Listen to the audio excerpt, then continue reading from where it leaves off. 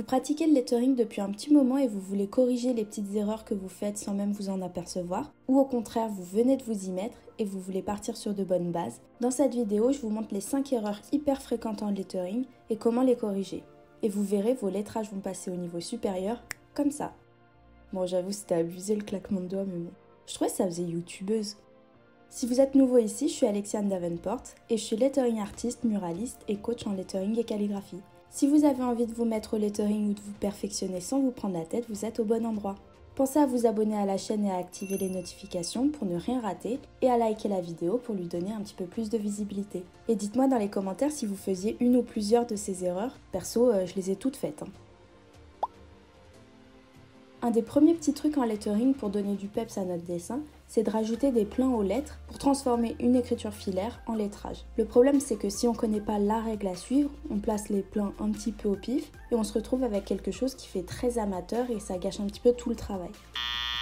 Pour bien placer les pleins, c'est-à-dire les parties plus épaisses des lettres, on garde en tête que si le trait monte, le trait reste fin, donc on n'a pas besoin de l'épaissir, et si le trait descend, là on le transforme en plein, donc on l'épaissit. J'ai fait toute une vidéo bien plus détaillée sur cette technique qui s'appelle la faux calligraphie et je la mets juste au-dessus dans le petit, donc n'hésitez pas. Quand on dessine un N capital, en variant l'épaisseur de certains traits, on a tendance à vouloir le dessiner avec la même base que le H, c'est-à-dire avec 2 barres verticales épaisses et la traverse plus fine. Sauf qu'en réalité, ces lettres ne sont pas construites pareil. Et oui Jamy, la règle du trait fin qui monte et du trait qui descend qui est épais va s'appliquer un peu partout en lettering. Quand on dessine un H sans réfléchir, on voit bien qu'on commence par les barres verticales qui descendent, puis on trace la traverse. C'est donc normal que les barres verticales soient épaisses. Mais dans le cas d'un N, quand on le trace à la va-vite, on commence par monter, ensuite on descend et on remonte de nouveau. C'est donc normal de garder les 2 barres verticales fines et d'épaissir la barre transversale, et seulement celle-ci. Et ce principe s'applique à toutes les lettres. Si on a un doute, on pense à comment on trace ces lettres quand on va vite et qu'on ne réfléchit pas, et ça va nous dicter où se trouvent les parties épaisses. Quand on débute et même après en fait, on a tendance à mal maîtriser où on place les différents traits de base.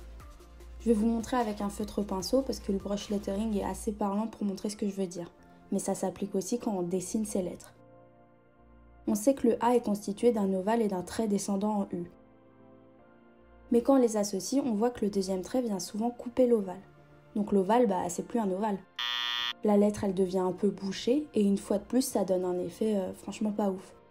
En réalité, pour bien faire, il faut décaler très légèrement à droite l'endroit où on débute notre deuxième trait pour que la partie gauche du trait effleure l'ovale sans le couper. Et au final, on a un résultat qui fait quand même plus propre et élégant. J'en parlais rapidement dans la vidéo sur les capitales. Une erreur fréquente quand on dessine la lettre D, c'est de le faire beaucoup trop étroit. En réalité, le D, c'est une lettre très large. Elle est même plus large que la plupart des autres lettres. Pour parvenir à la tracer suffisamment large, il faut tracer la panse en commençant horizontalement. D'abord, je me dirige horizontalement et ensuite seulement j'arrondis mon trait vers le bas pour le transformer en courbe. Et quand j'approche de la ligne de base en dessous, je fais la même chose. J'arrondis pour terminer la panse en trait horizontal. Et là, on a un D bien fat qui tient bien sur sa ligne. Quand on dessine un T dans un lettrage en script ou en attaché, on se dit que vu que la lettre monte, elle doit faire la même taille que les autres ascendantes comme le B, le H, le D. Mais en fait non, sinon ce serait trop facile. Le T en script est légèrement plus petit qu'une autre ascendante standard. Donc si j'écris le mot T, comme la boisson, on voit bien que le T et le H n'arrivent pas à la même hauteur. Ce qui est cool, c'est que ça rend les ligatures plus faciles. Les ligatures, c'est quand on lit 2 lettres en transformant un petit peu le dessin de base. Par exemple ici, le fait que le T soit plus petit fait que je peux mélanger le T et le H assez facilement. Bon, je pense que ça fait déjà pas mal d'infos à digérer. N'hésitez pas à me dire en commentaire ce sur quoi vous galérez le plus. Si cette vidéo vous a plu, likez-la pour que plus de personnes puissent la voir. Abonnez-vous et activez les notifications pour ne rien rater. Et si vous voulez plus de tutos et de conseils pour apprendre le lettering et la calligraphie, vous pouvez regarder ces vidéos-là.